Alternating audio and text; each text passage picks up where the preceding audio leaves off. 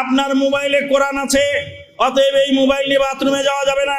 বললাম তুমি মুফতিও বাথরুমে যাও না, কারণ তোমার বুকেও কোরআন আছে। উযু ছাড়া মোবাইলে কোরআন তেলাওয়াত করা যাবে কি? যদি গোসল ফরজ হয়। গোসল ফরজ হলেও আপনি মৌখিকভাবে কোরআন তেলাওয়াত করতে পারেন, মুখস্থ। আর মোবাইলের মধ্যে যদি থাকে তো মোবাইলেও দেখে আপনি কোরআন তেলাওয়াত করতে পারেন, কোরআন তেলাওয়াত করতে পারেন। একজন মুফতি সাহেব বলছে, মাদানী সাহেব আপনার মোবাইলে কোরআন আছে, অতএব এই মোবাইল নিয়ে বাথরুমে যাওয়া যাবে না।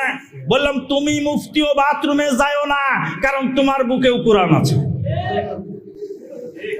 হাফেজের সিনায় কোরআন আছে, ওরা কি সফটওয়্যার না হার্ডওয়্যার? সফটওয়্যার। হাফেজের বুকে কোরআন আছে মেমোরিতে, এটাও মেমোরিতে আছে। এখানেও মেমোরি কার্ড মানুষের তৈরি, আর এখানেও মেমোরি কার্ড আল্লাহর তৈরি। এখানে কোরআনের কোনো অক্ষর কিছু নাই, সেরে আলোর উপরে একটা সাপ ভেসে আসতেছে, আলো বন্ধ করলেই কোরআন নাই হয়ে যাচ্ছে। তার মানে এটা হলো হাফেজের মেমোরিতে যে কোরআন আছে, ওই কোরআন হলো মোবাইলে। যদি মোবাইল বাথরুমে নেওয়া না যায় হয় তো হাফেজকে বলো তুমিও বাথরুমে যাও না।